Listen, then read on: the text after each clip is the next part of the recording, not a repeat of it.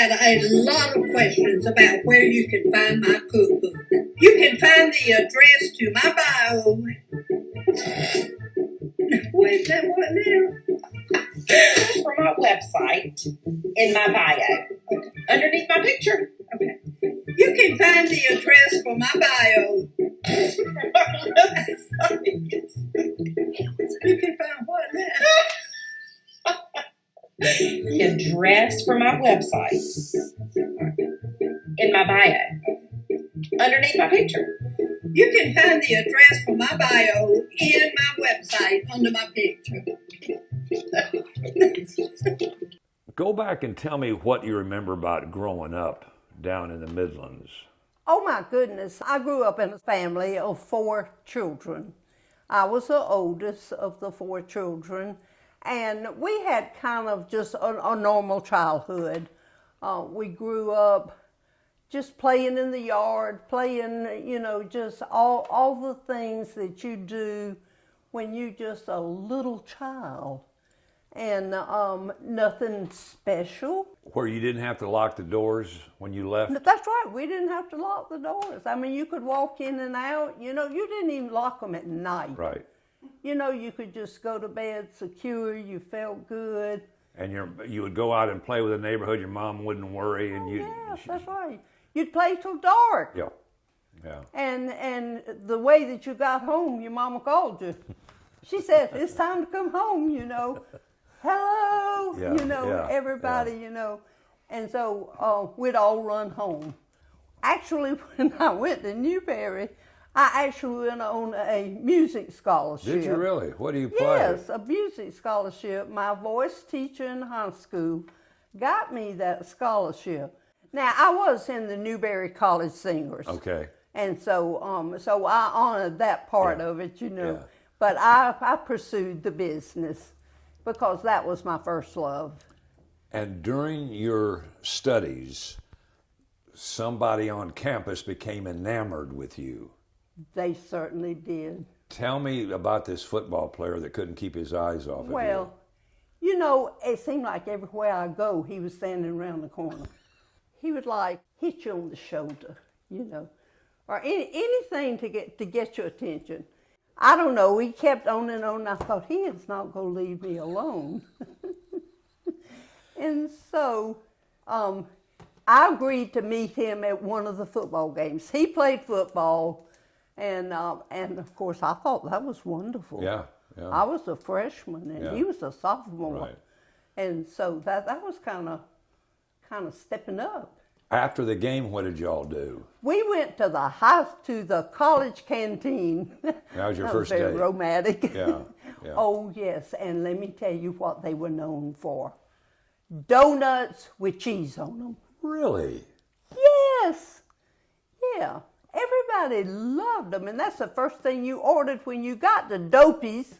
That was the name of the place, Dopey's. And you got a and donut you got with a cheese. donut with.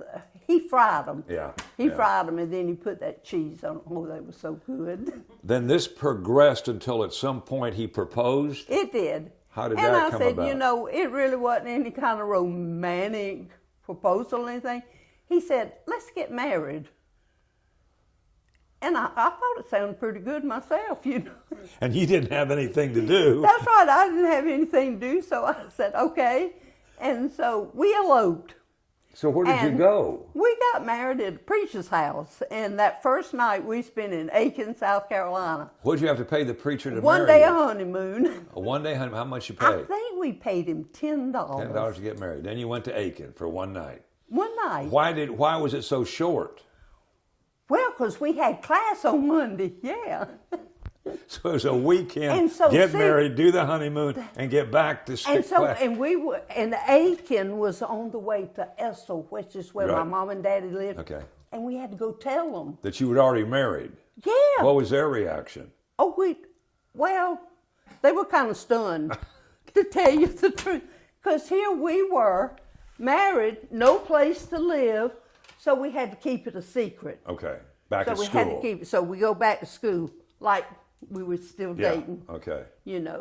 And then the word kind of got around. And so then the dean called me in and she said, I'm sorry, you're going to have to move out of the dormitory. Oh, my goodness, that was a shocker. But anyway, one of the girls that lived there, her grandmother lived in Newberry, and she had a big 2-story house. And she rented us a room upstairs until we graduated. What was Anderson like when you and your family moved here? And your family, when you moved here, consisted of who? It consisted of me and my husband and Kayleen. My son had already graduated from high school, and he had taken a job in Atlanta, Georgia. And then we had Katrina. She was a senior. She came here as a senior in high school. Okay. So I had the 3 children. And 2 of them came here when you That's moved right. here. What was Anderson like then? Oh, it was so small. Oh, I mean, it really was unbelievable. I know when we moved here, KK got so excited. We were, where we came from, we didn't have anything. Yeah. And so KK, she said, boy, are we going to have a fun time. And so there was a McDonald's. One. What was Clemson Boulevard like? Oh my goodness. Frank Myers Motors was the last business, and the rest of it was country. I mean, it was strictly country. Was your mom a big cook? Oh, yes. She was a wonderful cook. So you learned from her? That's right. And when did it become a big deal for you and your family, this cooking part of it? Well, I always cooked for my family on Sunday, primarily. But I cooked because we didn't have any fast food places, so... Down at North. That's right. Yeah. And so I didn't grow up with run down there, and pick up so-and-so and so. You ran to the grocery store and you picked up so-and-so and you went home and you cooked it. And so I grew up cooking. And I think I just developed a love for it. Okay. And so the tradition became that every Sunday, all your kids would come here and you would fix a Sunday meal. That's right. And then as they began to get married, boyfriends came first, and then they became husbands, and they came, And so we have just grown over the years, and now we are 22. 22. That's a big And sometimes deal. all of them are here. Yeah. And depending on what their schedules are, they have other families in the area because we all live right here in Anderson. That's kind of unusual, isn't it? It's very unusual. Very unusual. Families are so scattered now. Yeah. They really are. And it's just wonderful when I have all of my family right here. I talk with people, this, I wish my son lived here. Yeah. He lives in California. Right. Yeah. I see him maybe twice a year. How do you determine the menu for Sunday lunch? Well, we kind of have our specials. We love hamburgers and gravy. We love pork chops and rice. Fried? Yes. Fried, and they over a bed of rice with cream of mushroom soup in them. Oh, it is so good, And then we like chicken rolled in bacon. Oh, that's good. And roast and gravy. Oh, we kind of have like a rotation. And you have help from the girls? No, I'm sorry, I don't. They clean up. They will clean up. They will clean up now. But they don't help fix it. No, I do all the fixing. That way I can control what I have. They may show up with pork and beans, and I may not be having something that would go with that. So how long is it? I guess I'm just kind of I like to control my menu. Okay. How long does it take you to prepare for 22 people? Well, really, you'd be surprised. It's not that long. Because I just cook in large quantities, of course, okay. I would say I cook part of it on Saturday. Okay. I usually try to cook my meat and my dessert on Saturday. And then when I get up on Sunday morning, I cook my vegetables. Then you go to church. That's right, I go to Sunday school and church. Then you come back. That's right. And in the microwave, yeah, it helps. All right. You've been doing this family tradition. Then something happens. And you start sharing this experience. How did that come about? Well, you know, when my husband died, shortly afterwards, my mother died. And we realized that a lot of our recipes went to the grave with them. And so my children said, Mama, you have got to make a cookbook.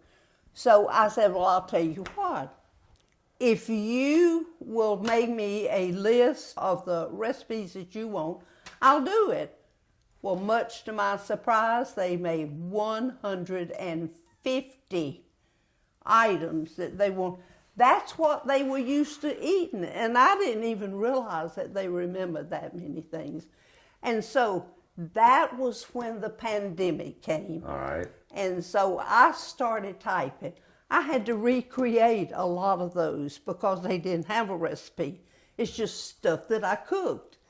And so, so I had to make a recipe, write it down, a smidgen of this or whatever, you know. So that first Christmas, I gave them in a notebook all the recipes that they asked for. You made copies. I made copies. All right, so that was a specialized cookbook just for the girls. That's exactly, and the boys too. Okay, so everybody got a because cookbook. I figured their wives, Yeah. you know, would want them. So that was the birth of Sunday lunch at MeMe's. And yeah, the cookbook. And MeMe is what everybody calls you. MeMe is what everybody calls me. Everybody calls. I meet people on the street. Hey, MeMe. You know, it's just what I'm known by now. All right. And the cookbook then evolved into what? It evolved into videos. So what happened was the girls, my granddaughter said, Mimi, we'd really like to see how you make this stuff. You know, a visual is so good. Sure. And so I said, okay, all right. So I started in the kitchen and they started videoing me. The granddaughters did. Yeah. Just making whatever. I would be making steak and gravy. Okay. Or whatever it was they wanted, that they wanted to learn to make. And so they said, well, we've got friends that want to learn to cook. And so they started sharing my videos with their friends. That's how Sunday Lunch with MeMe's was born.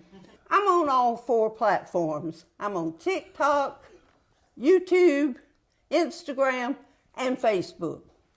I just reached 400,000 followers on Facebook. On all 4 platforms combined, I have over 1 million followers. From right here in Anderson. That's incredible. It is. It is.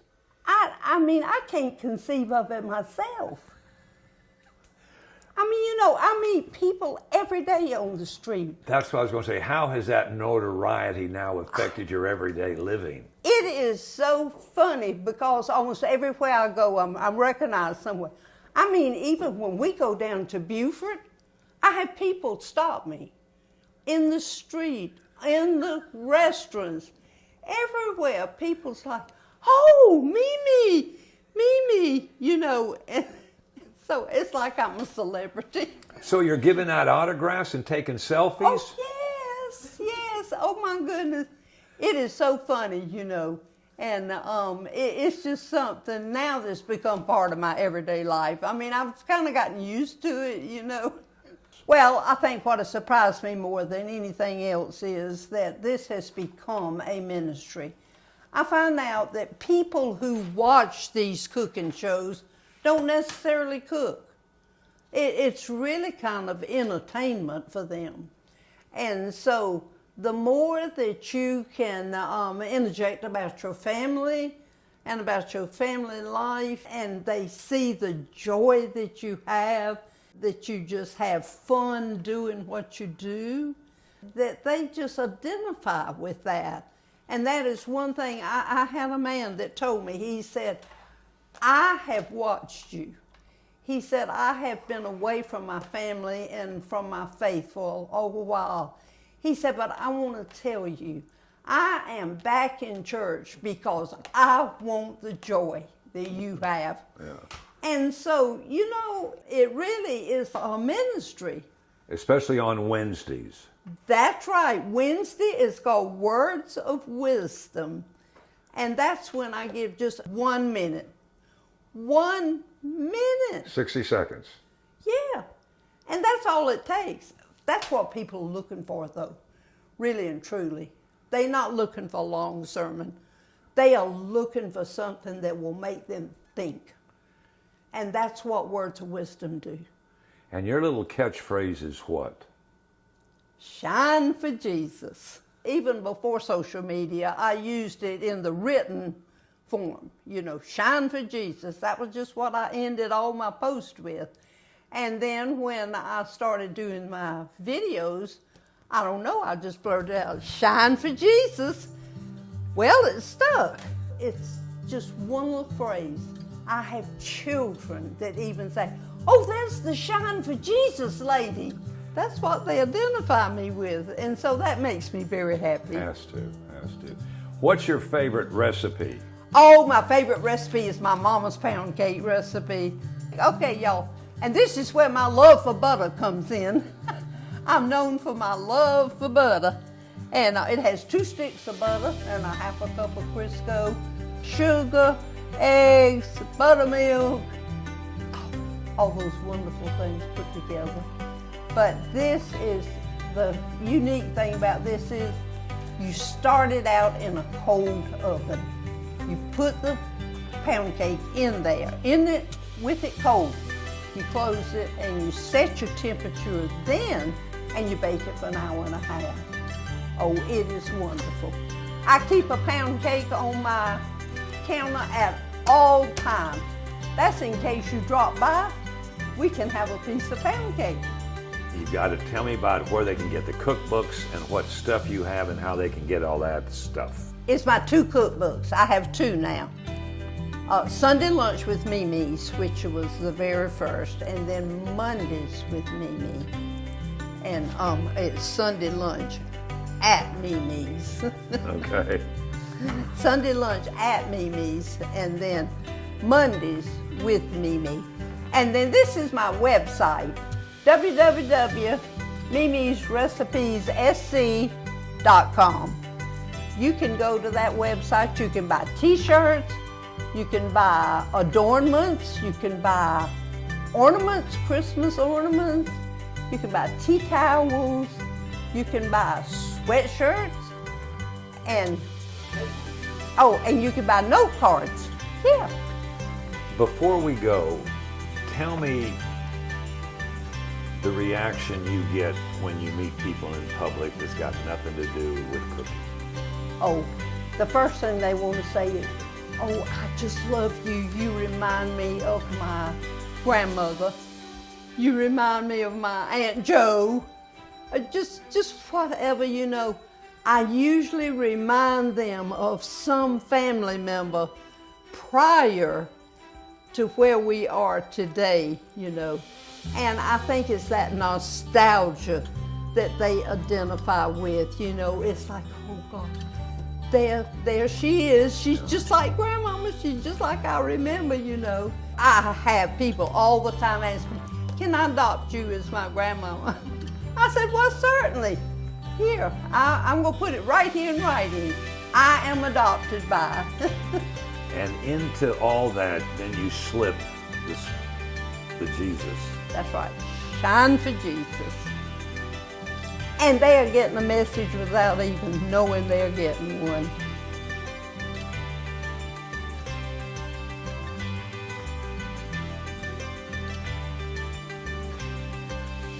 Shine for Jesus. Brought to you by the folks at Anderson County.